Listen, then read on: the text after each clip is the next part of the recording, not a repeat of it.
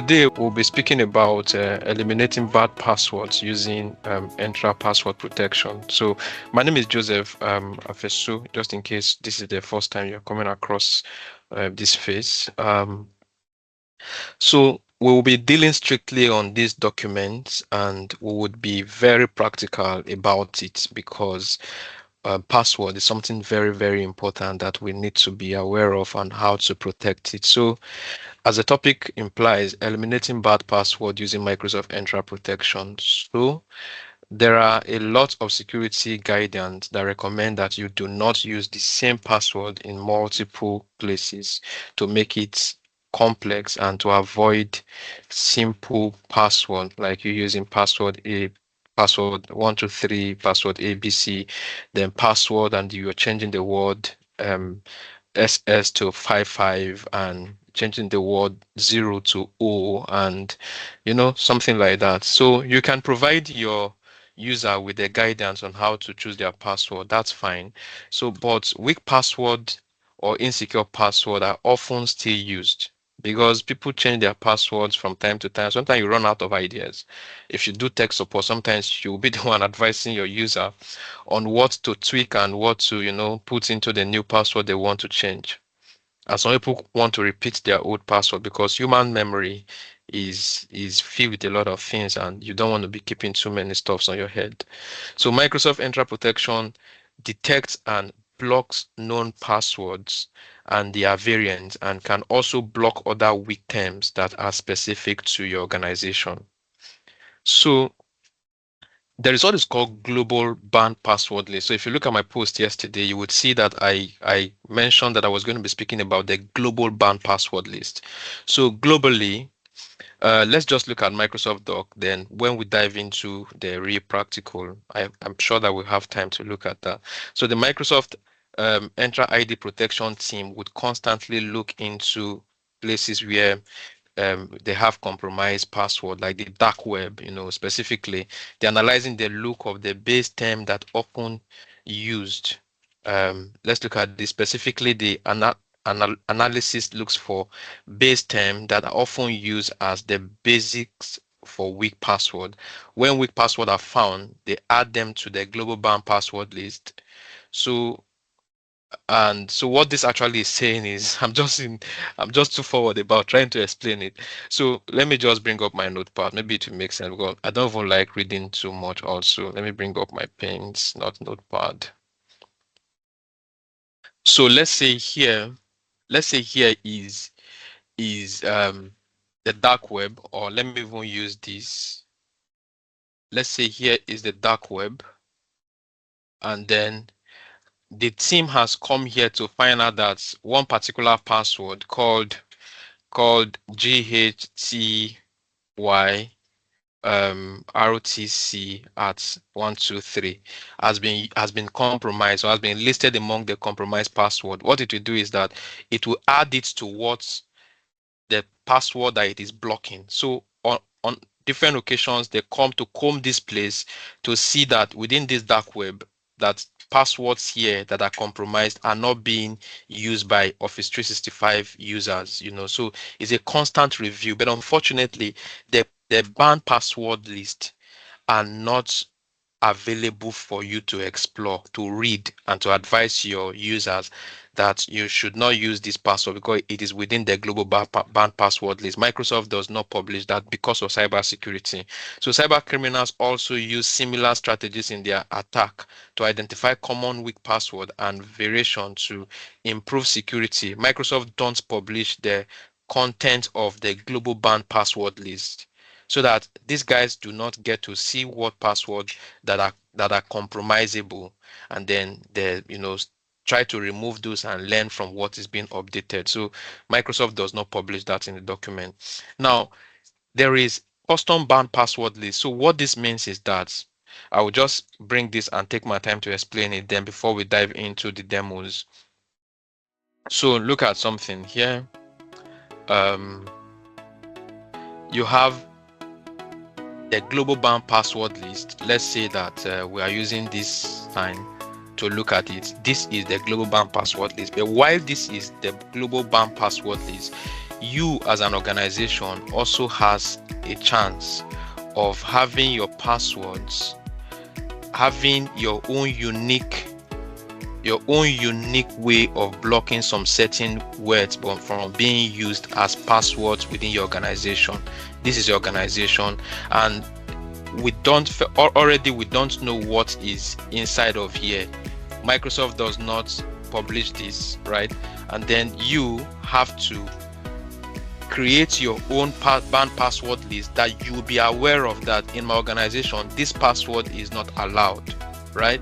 This password is not allowed. Just give me a second, let me take care of something.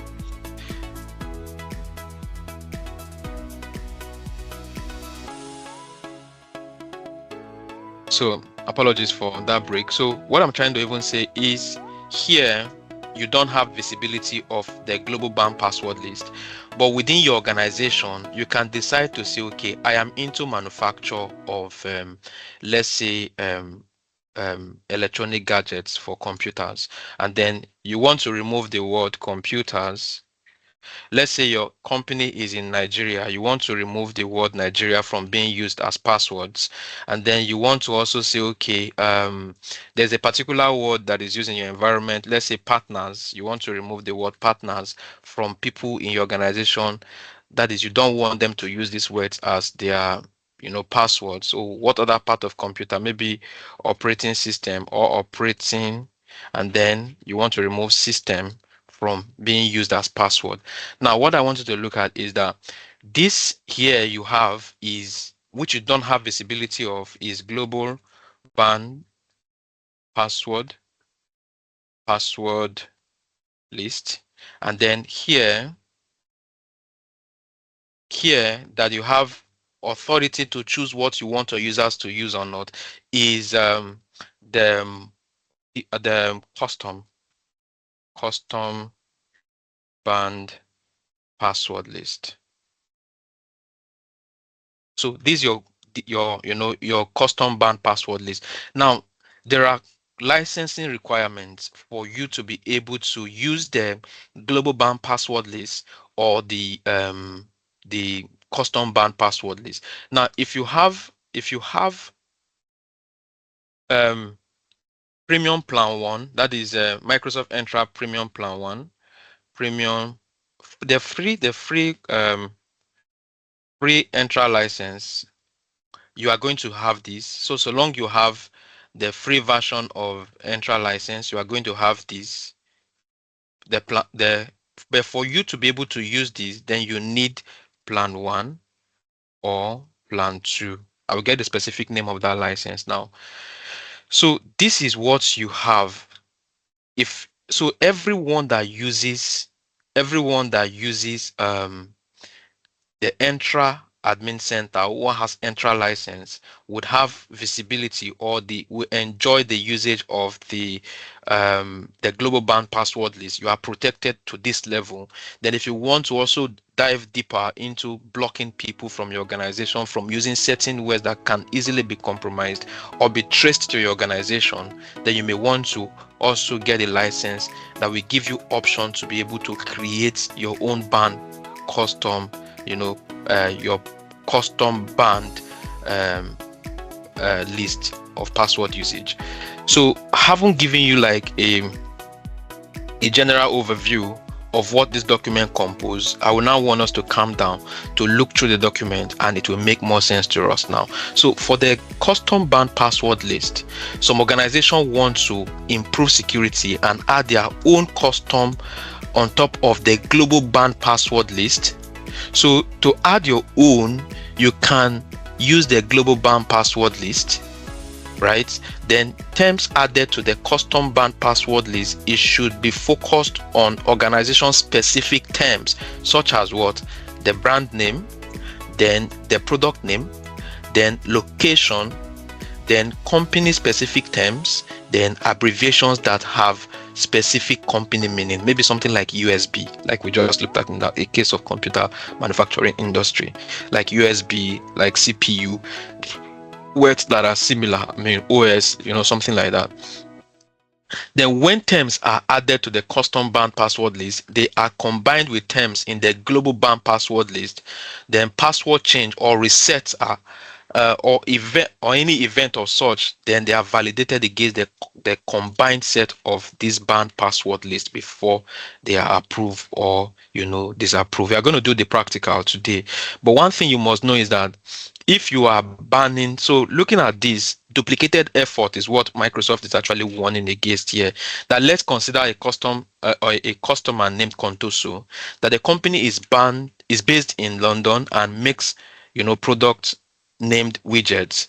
For this example, this customer, it will be a waste of time and less secure for him to try to start blocking words like you have Contoso that you want to block as the name of the organization, and then you are blocking Contoso apostrophe one, and then you are putting just apostrophe and one in front of Contoso, or you are coming to say, okay, you are blocking Contoso, you are blocking London, but you're also blocking post Contoso at London.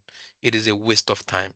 Then Contoso widget, bringing the product, or bringing apostrophe, exclamation, then Contoso. All of these are less secure and they are not even efficient way of blocking password. But how you do it, instead, you just bring Contoso into your block list, bring London, and then bring widget. So during normalization that we're going to still look at, the system is able to combining these words. Yes, it can see from here that yes, this person is trying to use London and Contoso to do this thing, so it should not work for the person, right? So the password validation algorithm then automatically block the weak variant. So if words are similar, looking closer to this, maybe the person goes to remove O and replaces it with S, or try to rearrange this term to go start from OS, OT, and OC, that is reversing the whole stuff, then it will be able to identify, or maybe instances where the person removes the C, put it in O, and changes the O to be the C. By just displacing them, the system will still be smart enough with the algorithm to understand that, hey, this guy is trying to, vary this password, and it will still block it, right? So password spray attack and third-party compromise are coming from things that I've just tried to explain. Then on-prem hybrid scenario, then how passwords are evaluated. How are they evaluated? What happens is that when a user changes or resets their passwords, then the new password is checked for strength and complexity by validating it against what? The combined list of the terms, the global banned password list first, and then it comes to check again for the custom banned password list of the organization. It is only until it has passed these complexities that the system can validate and accept that password as a password to be accepted, right, for authentication. Then even if a user's password contains banned password list, again, listen, this is going to be sounding conflicting. And even if user's password contains banned password, the password may be accepted. So somebody is getting, what is it saying? If the overall password is otherwise strong enough. This statement is only clear after we have treated the secure score, or what's it called, the score calculations, but we'll come back to that. Now, a newly configured password goes through the following step to assess its overall strength to determine if it should be accepted or rejected. So what happens is that password protection in Microsoft Entra ID does not correlate with password protection for on-prem users. So the validation in password protection are inconsistent for users across, this is just information, but what I want to look at is the normalization. Now, for normalization, a new password first goes through the normalization process. Now, the technique allows for small set of banned passwords to be mapped to much larger set of potential weak passwords. Now, note this, that all capital letters are changed to small letters. When your password is being normalized, your capital letter A is evaluated as small letter a first.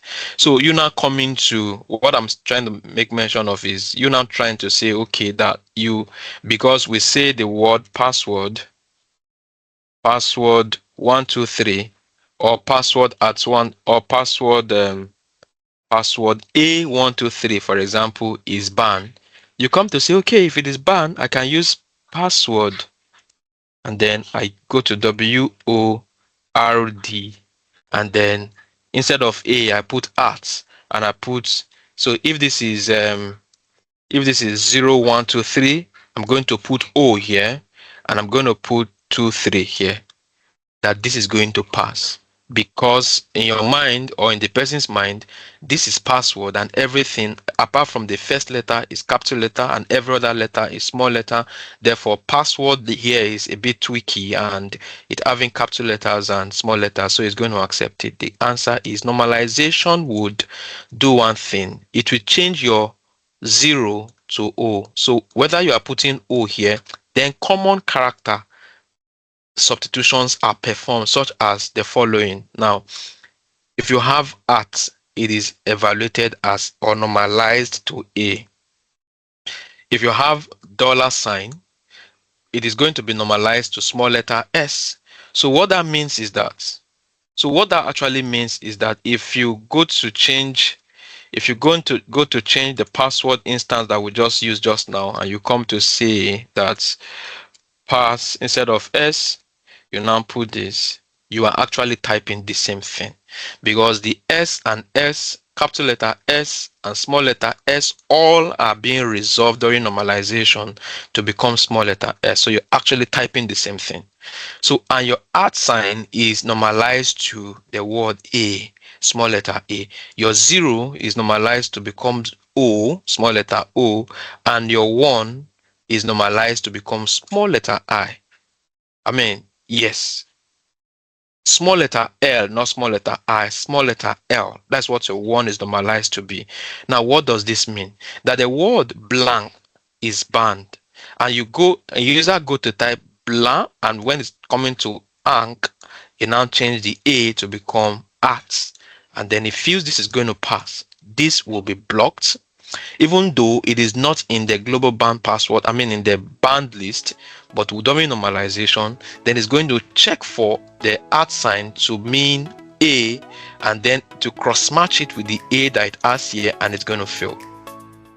So even though blank isn't a ban, the normalization process converts it to blank. That's the stress I'm just trying to put in here.